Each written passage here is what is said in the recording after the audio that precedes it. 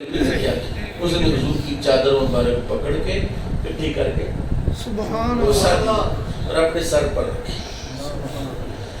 عرض کی حضور آردی علی کے اسلام مجھ پر اسلام پیش کرے. آپ نے فرمایا قل لا الہ الا اللہ محمد رسول اللہ. لا الہ الا اللہ محمد رسول اللہ پڑھ. دیا قلبی رونے لگا. آپ نے فرمایا کیا بات؟ کہا حضور اتنا سا کلمہ پڑھنے سے میرے سارے گناہ معاف ہو جائیں گے.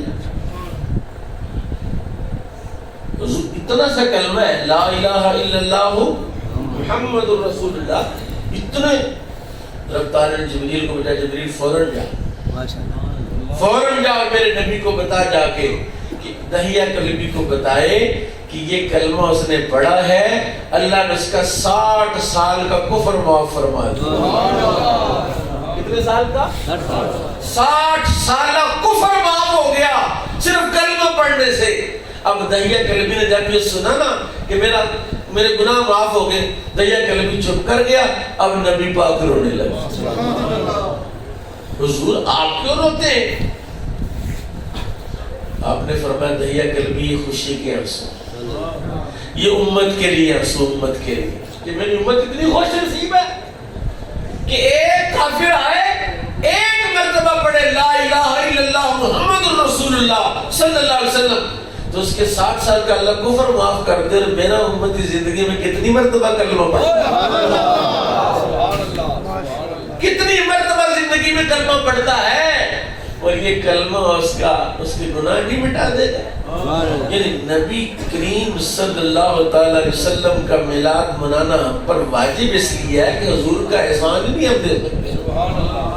ہماری بخشش پر حضور روئے خوش ہو کہ میرے امتی یہ عمل کر لے اللہ ان کے سارے گناہ معاف فرما دے گا. اور میں میلاد کی ایک اور خوشخبری سناؤں.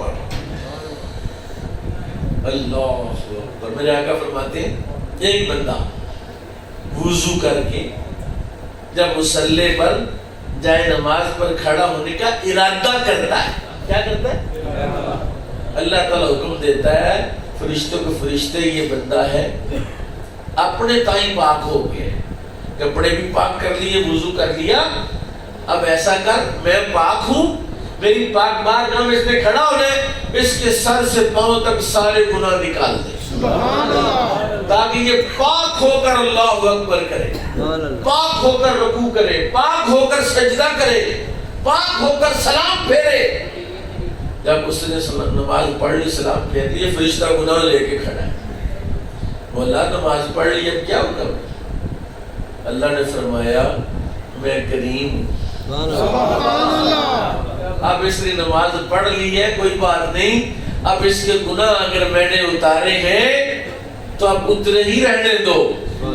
میلاد والے نبی نے بتایا کہ ایک نماز پڑھنے والا اس حال میں مصلی سے اترتا ہے کہ جیسے آج اپنی ماں کے پیٹ سے پیدا ہوا. تم نے نماز کو سمجھا کیا ہے؟ تم نے میلاد کو سمجھا کیا ہے کہ جھنڈیاں لگاؤ اور نماز نہ پڑھو, جھنڈیاں لگاؤ اور میلاد کا جلوس نکالو اور مصطفیٰ کی شکل نہ بناؤ. قرآن کی آیت سنیے صبغۃ اللہ ومن احسن من اللہ صبغہ, فرمایا اللہ کا رنگ, اوے اللہ کے رنگ سے اچھا رنگ کس کا ہے؟ قرآن کہہ رہا ہے صبغۃ اللہ, اللہ کا رنگ. یا اللہ تیرا رنگ کیا ہے؟ فرمایا میرے نبی کا ہر رنگ میرا رنگ ہے. میرے نبی کا رنگ. قرآن پاک کی بے شمار آیات اس پر عادل شاہد ہیں. ایک میں حدیث آپ کو سنو, حدیث کی 3 قسمیں. کتنی قسمیں؟ علمی بات بتانے لگا ہوں, اگر آپ یاد کر لیں تو انشاءاللہ فائدہ ہوگا. ایک حدیث سے قولی, ایک حدیث سے فعلی, ایک حدیث سے تقریری.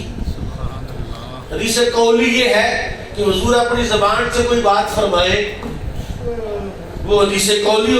حدیث فعلی ہے کہ حضور وہ کام کر کے دکھائیں, یہ حدیث فعلی ہو. اور حدیث تقریری کیا ہے کہ کوئی کام رسول اللہ کی بارگاہ میں بیٹھ کے کیا جائے, حضور کے سامنے کیا جائے اور حضور منع نہ فرمائے, یہ حدیث تقریری. یہ حدیث اب میں ایک ایسی حدیث تقریر آپ کی خدمت میں رکھ رہا ہوں جو